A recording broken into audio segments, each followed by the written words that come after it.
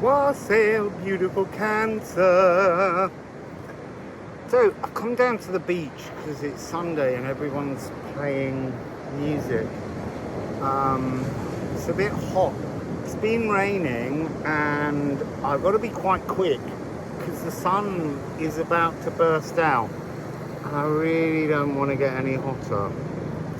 So let's have a look first of all at your channeling. But before we do that, Liffruma.com, you can go on the website, there's lots of resource material. The second email, if you subscribe, should come out today and it will give you a password so that you can access some extra content about the runes and the Elder Thuthark, which is the first 24 cards in the Liffruma deck. So let's go with your channeling. So before we do the channeling, I need to explain why we're here. So Ceres is going to have the earth to herself. Everything else is going to be far away and she's going to be hiding just here, and she's going to be programming all this new energy into us, the planet, nature. I feel like there's an abundance on its way through new coding. So what did I get for you? I got blending in and holding still. And then there was this energy of calling for something that's lost. I can't sit on my legs like that. I need to go cross-legged, but I don't want to introduce sand all over my lovely Liffruma deck. But I've got very sandy feet. So, calling for something lost, and it was very non-specific. It really was this energy of the lost thing being something different for all of us. And then there was this wave of mother frequency, and Ceres is a mother, you know. Ceres is she who lost her daughter to Hades, and then she stopped the harvest because that's an important part of her energy. And there was a protection coming in this mother frequency. And then there was an energy of being in that protection and arguing with yourself. Arguing with yourself, rationalizing with yourself, and actually churning up things that need reviewing. So then there was a sense of emotional fragments, everything breaking off into individual pieces. A bit like having a bar of chocolate and you snap all of the pieces, but each piece of chocolate has some kind of different emotional center or flavor to it. And then reweaving, casting a new thread. Building your astral bedroom.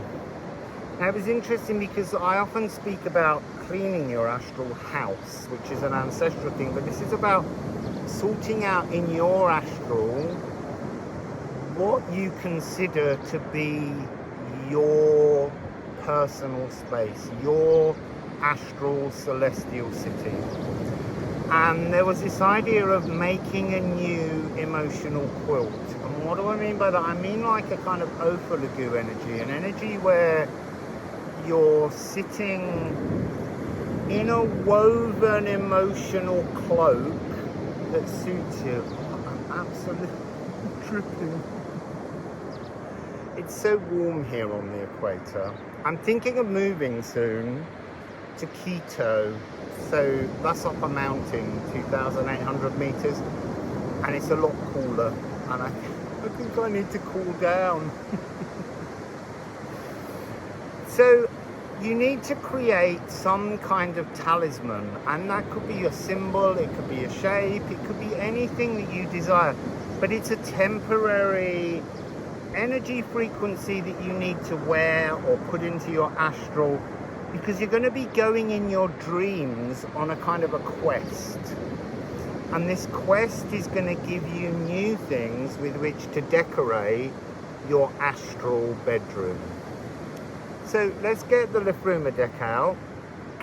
Hey, look, Liffruma's on the bottom. Oh, let's just get that sweat off. So, Ceres, Ceres, what do you want to say to Cancer? Ceres. Right, so I have one card that's fallen. Theo, this could be a problem. I don't want to lose cards. And now I'm going to take another 7 cards on the top of the deck. So you are beginning with, well, second card, Rippian. And then your next card, Leaf.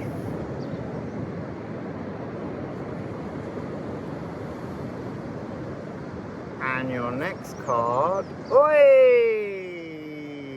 Liffruma's back. That's powerful stuff. Lagoon, whoa, Cancer. Cardinal water. You can't get more cardinal water than that. Interesting, and there is cardinal water behind. This is the sea I go in to offer Liffrumic love to the ocean. Thorn. Thorn. And then Egelshamir.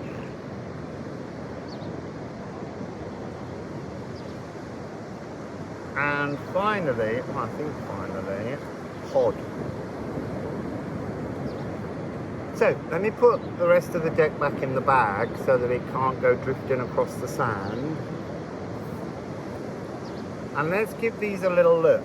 Now, with the Liffruma deck, quite often, it's about cards being placed down and then you shifting them so that you reorganize the energies around you. Just because a reading tells you there's a particular order to something, it's down to us to choose how we accept and manipulate and move those energies to suit our own lifestyle. So I'm just flicking through.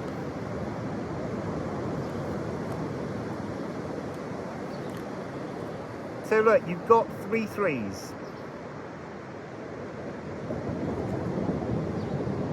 So this is really important internal energy taking place. Fiery aether from the cosmic lagoon will open a portal. This huge portal. You see, that feels like that's this astral thing. And then you've got 2 9s. The unseen protection. The protection you don't really know is there, but also this is coming across today as very much what's the possibilities of your astral bedroom? What can you make of the frequencies that come towards you? What can't you see yet but will soon with this Ceres reprogramming energy? And then we have these 2 which feel very strongly drawn together, which is to unfurl and mature somehow. So this astral energy, this new talismanic frequency that you're building is bringing you some kind of wisdom, a growth spurt.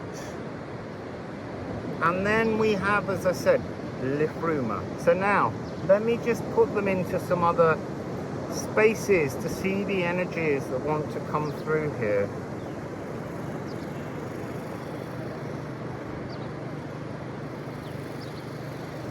I feel this is I'm being very much drawn to this.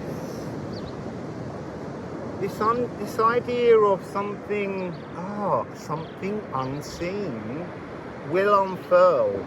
This portal energy, this giant, mystical, magical blackthorn energy. So they're showing me it's like you've been, sorry, this card talks of sloes, and if you don't know sloes, they're a little tiny purple berry that's a little bit like a dark plum, with a kind of bluish dusting on it.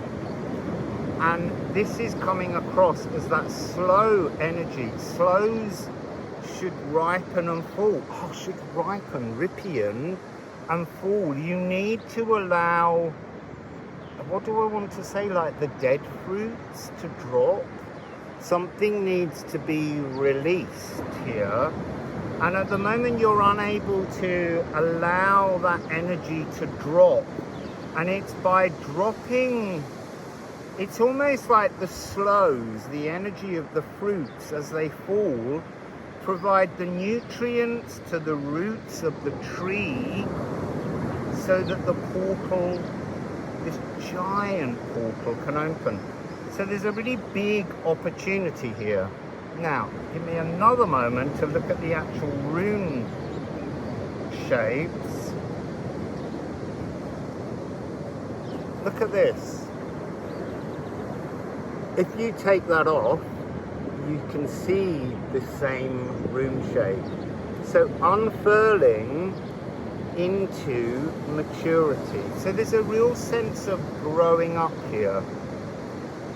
What else has an energy that matches? There's a sense of the fair. This is a very powerful frequency that opens all of your senses. It offers kind of wormholes, time dimensions, pockets, a flow of aether energy from the Liffrumic lagoon, from the ocean of love. There is an ocean of love trying to reprogram you in the seat of your soul, your sacral. And in sound healing, Ceres is the sacral.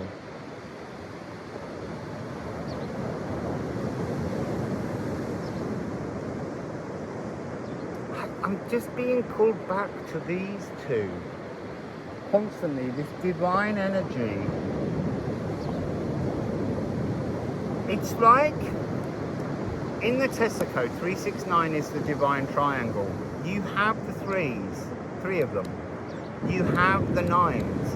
But what you don't have is somehow the energy of a 6 standing alone. And 6 is the energy that bounces in and out of dimensions, but in the real world, in the physical cellular world. And much of what's going on here is talking about this energy of an internal plus astral to create a new portal to step you into a new world of loving protection. I mean, it's really wonderful energy.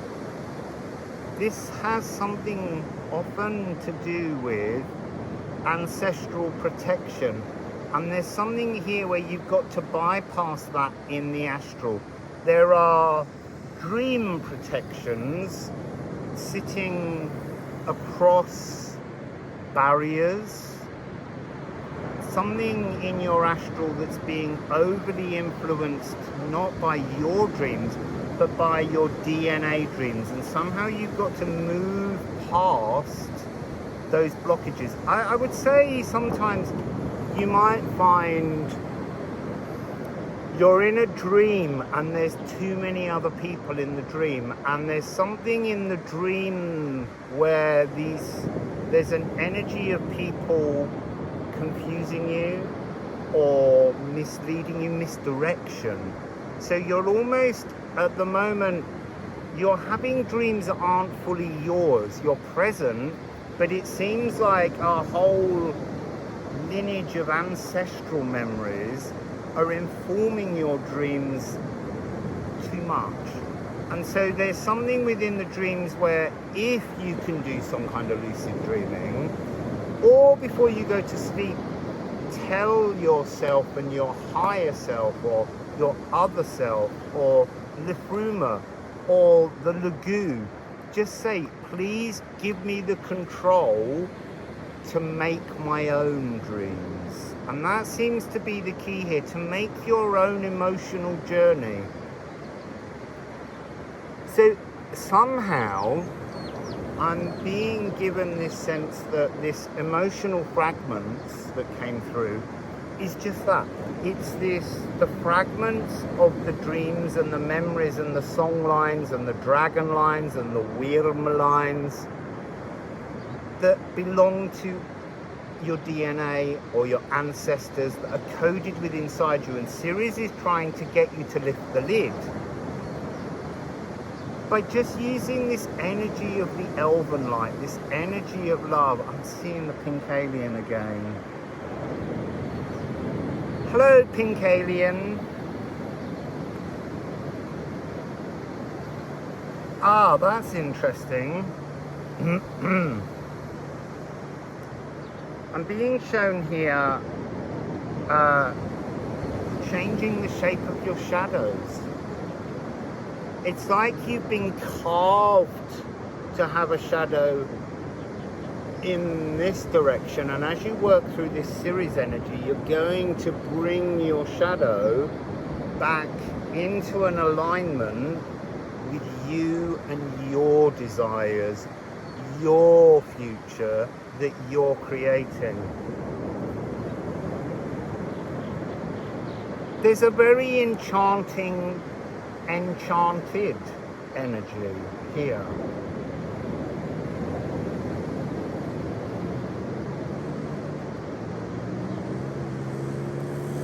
It's so interesting here. You get a lot of, there's no cars, the road is way away, so when you're walking along the beach you don't hear anything, but everyone does nip along on a bike. And every time they nip by, I'm like, pick us up. I'd love a little ride on the back of the bike again. I really enjoyed that when I was in Peru. So let's go into the deck and just ask, where's this going for you? Because they're the energies you have to play with. Where's it going for you? Where is this going for Cancer, please? Where is this going for Cancer, please? Where is this going for Cancer, please? It's nice to be outdoors again, but it's so hot. And I didn't bring water out with me. Where is this going, please, for Cancer? Where is Ceres taking Cancer? We've got Windhorn. Where is this going for Cancer? Oh, that one's gone right in the sand.